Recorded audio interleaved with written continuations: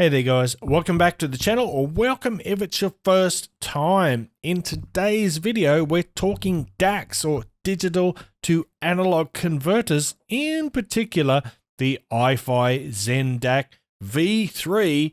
Let's get it.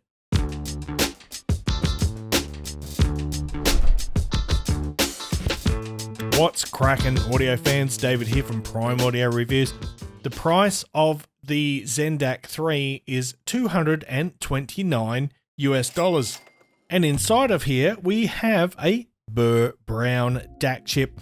Don't know which specific model it is, but I can tell you that compared to the original Zen DAC, we'll get to back to that later, this one now supports up to 32-bit 768 kilohertz. And in addition to that, it has significant reduction in DC offset, which means there's less clicks when you're adjusting the settings, namely clicking on these buttons here, and we'll talk about those as well in just a second. So let's start with the exterior, and I'm super pleased to say that this is the iFi build quality that I have come to expect. It is not the same as the Zen DAC Air, which was plastic. This is proper solid aluminium, and it's thick, chunky boy, and it feels great in the hands. It feels very, very premium. It's got a nice bit of heft to it. I like that a lot. The design has changed a bit since the original one. There's the OG. I didn't have the V2, but there's the OG, and you can see it's just got a plain faceplate there. This one has now got two-tone with a bit of texture there, and it's got this fancy colored, what do they call it? Let me see here. They call this the sunlit bronze. So yes, but on the back, oh my gosh, I think I just broke it. But on the back, we're looking at basically the same device. The USB port has changed. It is now USB Type C, which I'm sure most people will appreciate. So, yes, so on the front here, we've got our power match, which is basically a gain button, high and low gain. We've got X Bass Plus, which is pretty self-explanatory. It is a bass boost, but it is an analog bass boost. It's not digital. And yeah, so that's lovely. If you've got some lean or bright headphones, pop on that X Bass, and suddenly you're in warm world. And so that's awesome to have. Your volume pot, of course, and it's lovely and smooth, nicely weighted, and it looks great as well. Then we've got a 6.35mm single-ended headphone out, followed by a 4.4mm balanced headphone out. Let's jump around to the back. Now here we've got a 4.4mm balanced output, so you can actually get a balanced out from here, although you will have to buy, or unless you have already, a 4.4mm to XLR cables. Then we've got our switch to select between variable and fixed output level. So if you want to use this as a preamp, you want to have that on variable. That means that when you change the volume dial, the volume level from the line out changes, but when it's on fixed, it just blasts full power.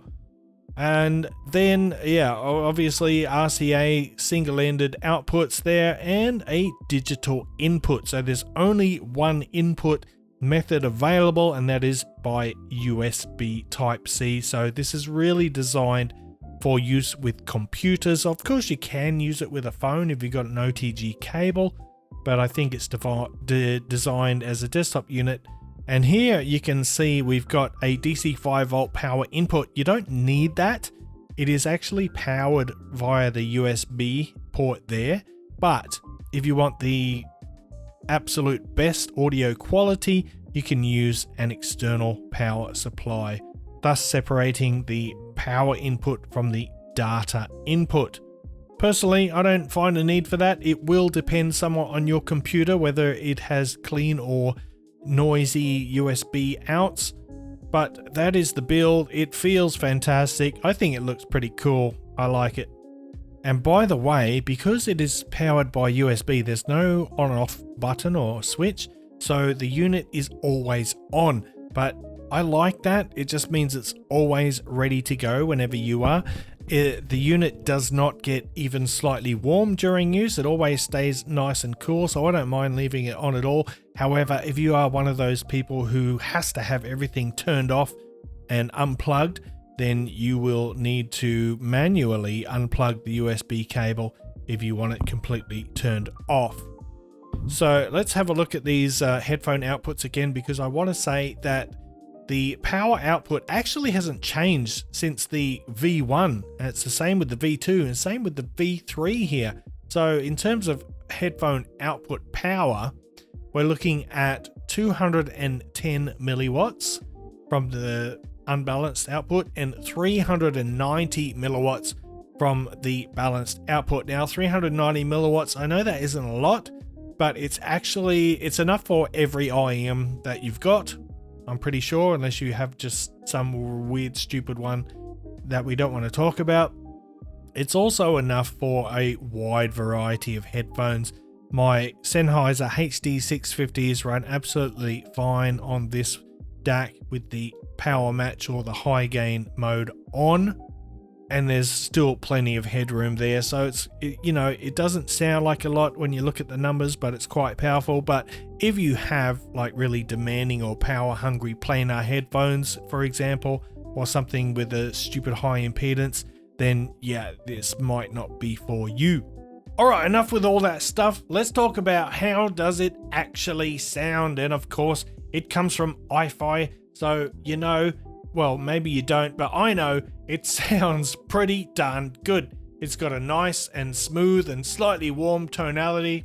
It's slightly more colorful than some of those ultra neutral DACs that have been released recently. This one has a little bit of color, a little bit of character, which gives it a more musical and engaging presentation. So it's very dynamic, but it is slightly warm, and that means it's got nice, rich vocals. It's got a full-bodied presentation, and I find this kind of character really immersive, really compelling. You can easily get lost in the music with this kind of sound signature. But the best part, it's colorful, yet at the same time, it is still technically quite impressive, even more so than those older models, the V2 and the original, thanks to iFi Audio's continual improvements in internal circuitry. So I think this DAC, it's sort of got the perfect balance between expressiveness and precision, and that's one thing I like about the Burt Brown DAC chips. Kind of similar in a way to the Cirrus Logic CS43131 that I'm so fond of.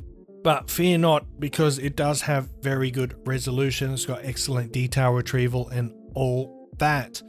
So when it comes to the noise floor or background, it's got a very nice black background. I didn't hear anything, no noise, no hiss, even when I was using super sensitive IEMs. Again, that will depend somewhat on the quality of your computer, your PC's USB ports. Some are noisier than others. But I think for the price point, it really performs very well. Now, let's do a couple of quick comparisons. I'll just lay it down here. I'm not going to bring the other ones out. First of all, I'll say it's similar in character to the original Zen DAC, and I assume the V2 as well, although we do have those subtle upgrades. And now let's talk about the topping DX3 Pro Plus. And the Pro Plus has a Sabre chip. It's got the ES9038Q2M.